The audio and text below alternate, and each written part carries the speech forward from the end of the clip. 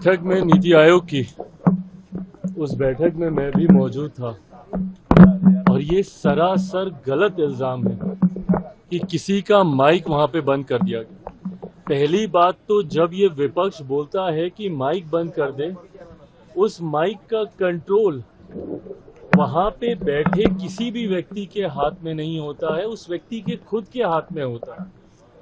ना लोकसभा में, ना राज्यसभा में, ना ऐसी किसी बैठकों में। ऐसी बैठक में माइक सामने लगा होता है, ऑन ऑफ का स्विच सामने ही होता है। तो ये बात बोलना सरासर झूठ है जब कोई ये बोलता है कि मेरा माइक बंद कर दिया गया। हाँ, हर मुख्यमंत्री को, क्योंकि समय की बाध्यता थी, ओपन एंडेड अगर डिस्कशन को रखा जाता तो संभवतः हफ्तों तक ये बैठक ही चलती रहती। ऐसे में हर मुख्यमंत्री से ये विनम्रता पूर्वक आग्रह किया गया था कि अपनी बातों को संक्षेप में एक तय समय सीमा के भीतर रखा जाए। जब वो समय सीमा पूरी हुई, सिर्फ एक रिमाइंडर के तौर पर उनको जरूर, जैसे तमाम मुख्यमंत्री को दोबारा से नोटिफाई किया गया कि भाई आपका समय समाप्त हो रहा है, इस तरीके से। बट उसके बाद जिस तरीके से बंगाल की मुख्यमंत्री ममता बनर्जी जी एकदम से उत्तेजित होकर उस बैठक को बीच में ही छोड़कर चली गई, मुझे लगता है ये आचरण गलत है। अगर आपको अपनी बात को रखना भी है, कोई नाराजगी भी है, तो आप वहीं पे रखती ना, बोलती कि अभी मुझे और बोलना है, मुझे और कहना है। हम सब वहां पर मौजूद थे।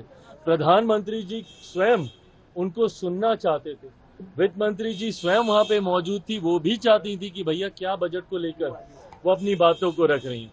बट जिस तरीके से उनका आचरण था, इससे ऐसा लगता है कि विपक्ष की पहले से ही ये सोची समझी एक रणनीति का ये हिस्सा था कि वो जाएंगी, हंगामा खड़ा करेंगी और नीति आयोग जिस मकसद के साथ हम लोग वहां पर बैठे थे, उसके मकसद को डाइवर्ट कर सिर्फ अपनी ओर पूरा ध्यान केंद्रित करने के उद्देश्य से ये इस तरीके की कार्रवाई की गई है। कांग्रेस के साथ 4 सीएम ने बैठक को अटेंड नहीं किया, कहा बॉयकॉट कर दिया, और उन्होंने कहा कि हमारे साथ बाकी स्टेट के साथ नाइंसाफी हुई है जिस तरीके का बजट आया है।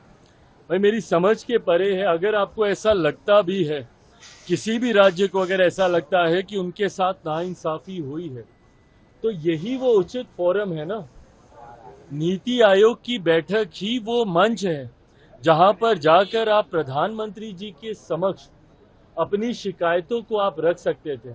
इस मंच पर जाकर अपना ऐतराज आप दर्ज करा सकते थे, अपनी आपत्ति आप दर्ज करा सकते थे।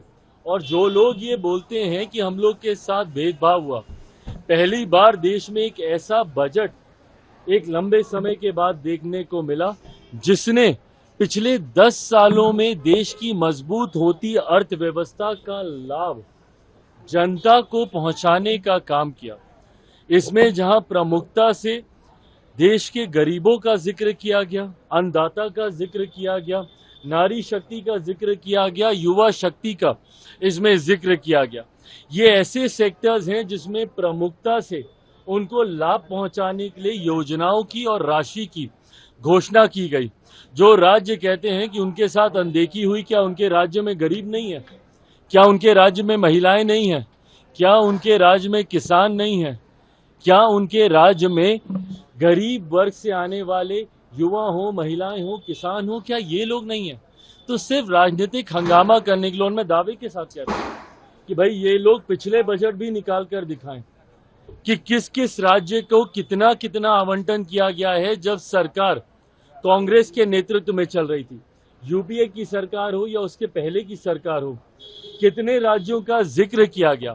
और मुझे ताज्जुब तो सबसे ज्यादा राजद और कांग्रेस पर होता है। क्या राजद को खुशी नहीं होनी चाहिए कि भैया बिहार को एक बड़ी राशि आवंटित की गई है, इंफ्रास्ट्रक्चर डेवलपमेंट को लेकर हो, यहां पर सड़क को लेकर हो, पुल के निर्माण को लेकर हो। बिहार की सबसे बड़ी समस्या बाढ़, जिसका जिक्र हमेशा मैंने बिहार फर्स्ट, बिहारी फर्स्ट के माध्यम से मैंने किया। उस बाढ़ को लेकर लगभग 11,000 करोड़ की राशि अलग से आवंटित की जाती है। ऊर्जा को लेकर अलग से राशि आवंटित की जाती है। इंफ्रास्ट्रक्चर को लेकर राज्य में अलग से राशि आवंटित की जाती है।